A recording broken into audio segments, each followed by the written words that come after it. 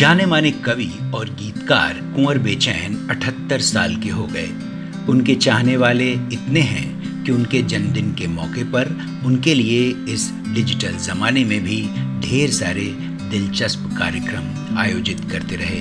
तमाम मंचों पर कुंवर साहब अपनी कविताओं और गीतों के साथ खुद भी आए और उनके चाहने वालों ने उन्हें ख़ास तरह से बधाइयाँ दी।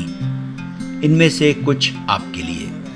मुंबई से देवप्रभा प्रकाशन ने कुंवर साहब के सम्मान में गायक और अभिनेता प्रकाश तिवारी मधुर को लाइव बुलाया, तो जाने माने कवि अशोक चक्रधर ने उन्हें अपने खास अंदाज में बधाइयाँ दी। कीमत है आंसुओं की। अपनी इन लाइनों से मैं शुरुआत करूंगा। कीमत है आंसुओं की जैसे नैन के लिए, बेचैन रहते हैं सभी सुख चैन के लिए। लेकिन सुनिएगा, मैं बहुत सालों से कुंवर बेचैन साहब जी की रचनाओं को गाने के लिए बेताब बेचैन हूं। उसके लिए मेरा कहना है, कीमत है आंसुओं की जैसे नैन के लिए, बेचैन रहते हैं सभी सुख चैन के लिए।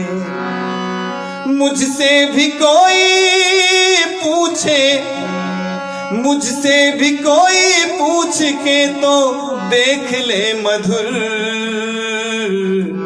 बेचैन था मैं कब से कुंवर बेचैन के लिए, बेचैन था मैं कब से कुंवर बेचैन के लिए। डॉक्टर कुंवर बेचैन साहब जी के चरणों में प्रकाश तिवारी मधुर का प्रणाम। और डॉक्टर साहब कभी जिंदगी में हारे नहीं। उन्होंने हर नकारात्मकता को, हर झड़कन को, हर उलझन को सकारात्मक बना के सुलझा लिया और जीवन को एक रास्ता दिया। क्या हुआ उसके बाद कि उन्होंने पसीने की नदी बहा दी। ये भी किताब का नाम है, नदी पसीने की।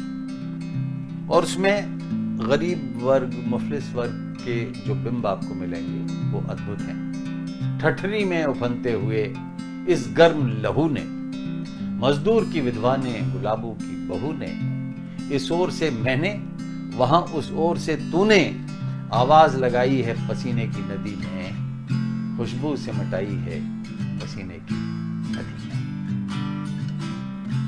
पसीने की नदी में डुबकी लगाने के बाद जो लहरें हैं वो भी जीवन से जुड़े हुए उनके अनुभवों से निकल के आती हैं। लहरें रस्सी नुमा दिखाई देती हैं और जो भंवर होती है वो लगता है कि गांठ है। तो वो माँ के द्वारा बताया गया कोई बिंब हो, माँ कितने उनको अपने आत्मीयता के आंचल में रखती हैं, अपनी खुशबू में बनाए रखती हैं, अपने प्राणों में बनाए रखती हैं। तो उन प्रतीकों को डॉक्टर साहब खूब इस्तेमाल करते हैं।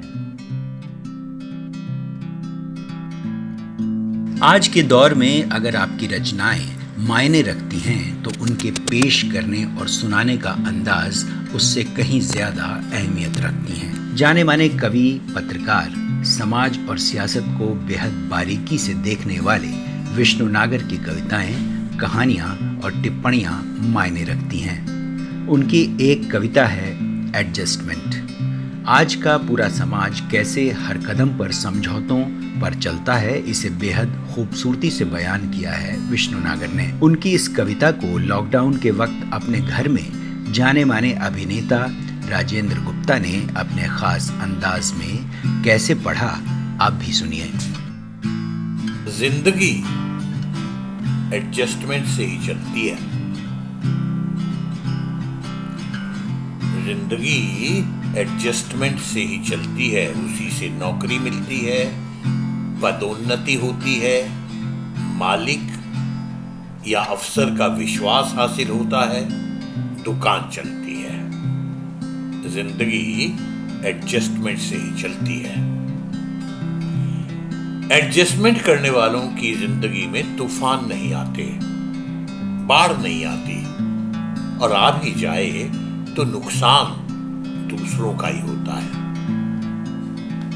एडजस्टमेंट करना भले और शरीफ होने का लक्षण है, चरित्र का प्रमाण है, औरत का सुहाग है और तलाक से बचने का शर्तिया उपाय है, क्योंकि जिंदगी एडजस्टमेंट से ही चलती है। एडजस्टमेंट से ही सत्ता मिलती है और देर तक टिकती है। एडजस्टमेंट से ही सत्ता मिलती है और देर तक टिकती है, पैसा बनता है, लोकप्रियता मिलती है। हार्ट अटैक और ब्रेन हेमरेज से बचने के लिए डॉक्टर इसी की सलाह दिया करते हैं। एडजस्टमेंट करके चलो तो दुनिया में अपनी तूती बोलती है। तमाम संस्थाएं लॉकडाउन के 4 महीनों में अब डिजिटल हो गईं और अब उन्हें इसी तरीके से अपने कामकाज को संचालित करने में आनंद भी आने लगा है। वेबिनार के माध्यम से अपनी गतिविधियां बरकरार रखते हुए साहित्य अकादमी ने भी अपना ये सिलसिला जारी रखा है। पिछले दिनों अकादमी ने वेबलाइन लेक्चर श्रृंखला के तहत कवि और अनुवादक दिविक रमेश और प्रशांति तलपांकर का लाइव लेक्चर पेश किया। दिविक रमेश ने अपनी बात कैसे रखी, ये सुनना आपके लिए दिलचस्प होगा। छोटी सी कविता थी जो मैंने पढ़ी थी चाइनीज लिटरेचर में 1979 में प्रकाशित हुई थी, और वहाँ के एक बहुत बड़े कवि, तो उसका नाम लेना मुझे नहीं आता, ए चिंग भी कहते हैं, ए किंग भी कहते हैं। और उस कविता ने मुझे ऐसे ही प्रभावित किया कि मुझे लगा कि इसका हिंदी में अनुवाद कर लेना चाहिए, और मैंने कर दिया। ये कोई मेरे मन में नहीं था कि कहीं छपेगी कि नहीं छपेगी, छपी अलग बात है। फिर कुछ सांस्कृतिक कार्यक्रमों में जाया करता था, कुछ विदेश दूतावासों में, बुल्गारिया का जैसे दूतावास बड़े अच्छे कार्यक्रम करवाता था, कुछ कविताएं पढ़ने को मिली, एक आध मन हुआ कर दी। कुछ ऐसा भी करने का मौका मिला कि आकाशवाणी ने कहा कि हमारे कार्यक्रमों के लिए अनुवाद कर दीजिए। वहां पर एक दूसरी प्रक्रिया थी कि वो मेरी पसंद की हो या ना हो, लेकिन उसका अनुवाद करना है। तो अनुवाद की तरफ जो मेरा रुझान हुआ, शुरू में तो था वो शौक, ये शौक कि भाई मुझे पसंद आई तो की।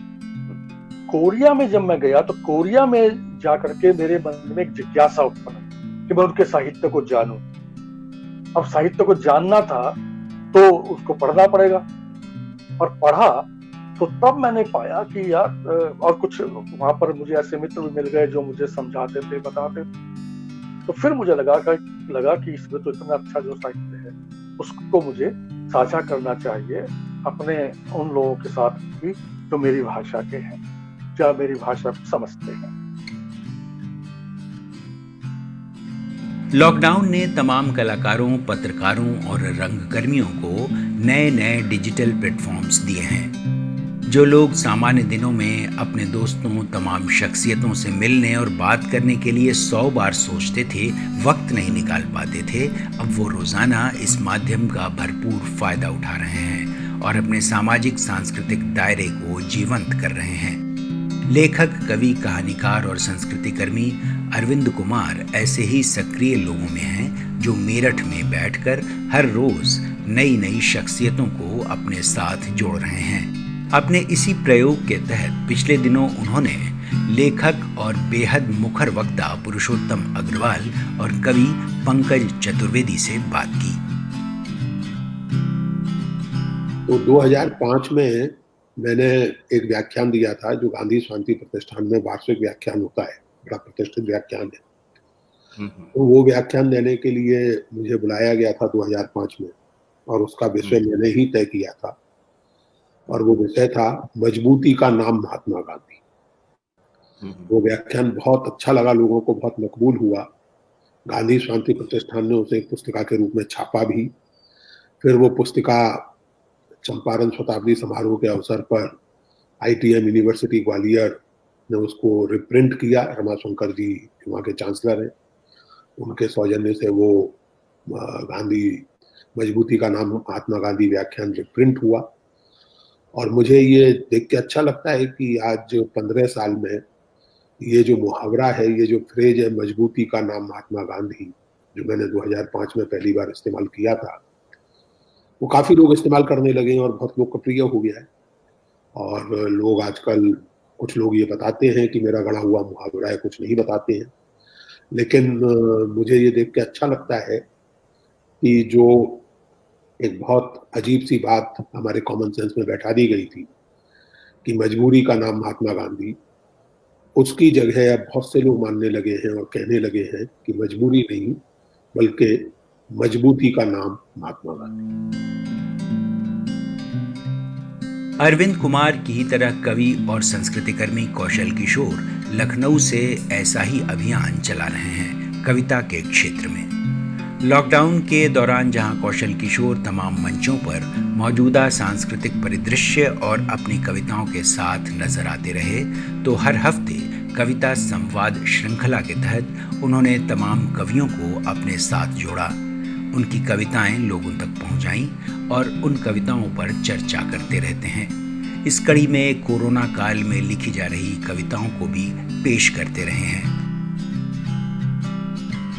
ये लहूलुहान चेहरे जलती हुई निगाहें, ये लहूलुहान चेहरे जलती हुई निगाहें, तुम पा नहीं सकोगे इनके दिलों की थाहें। फेंकेंगे जब तुम्हारे ये ताजो तख्त सारे, फेंकेंगे जब तुम्हारे ये ताजो तख्त सारे, तुम मांगते फिरोगे फिर हर कहीं पनाहे। जमहूरियत को तुमने बना दिया तमाशा, कि जमहूरियत को तुमने बना दिया तमाशा। आमूल चूल अब हम बस इनकलाब चाहें, आमूल चूल अब हम बस इनकलाब चाहें। तुम जीतते हो जिनके वोटों से किंतु बोलो, तुम जीतते हो जिनके वोटों से किंतु बोलो। अब क्यों बना रहे हो उनकी ही कब्रगाहें। संभलो की आ रहे हैं पकड़ेंगे गिरे बाबे, संभलो की वे आ रहे हैं, संभलो की आ रहे हैं, पकड़ेंगे गिरे बाबे। बढ़ते हुए कदम और फड़कती हुई बाहें, ये लहूलुहान चेहरे जलती हुई निगाहें, तुम पा नहीं सकोगे इनके दिलों की थाहें। और अब आपको ले चलते हैं कला और पर्यावरण की एक अद्भुत दुनिया में। झारखंड के हजारीबाग में एक शख्स रहते हैं, बुलु इमाम। झारखंड की आदिवासी कला, संस्कृति और विरासत संरक्षित करने में इनकी कोशिशों का जवाब नहीं। 2019 में उन्हें इसके लिए पद्मश्री दिया गया और लंदन के हाउस ऑफ लॉर्ड्स में उन्हें गांधी इंटरनेशनल पीस अवार्ड से भी नवाजा गया। पिछले दिनों हिंदी कविता के डिजिटल प्लेटफॉर्म ने उनकी इस दुनिया की सैर कराई। आप भी चलिए बुलु इमाम की इस बेहतरीन दुनिया में और देखिए जंगल में उनका संग्रहालय और कला दीर्घा।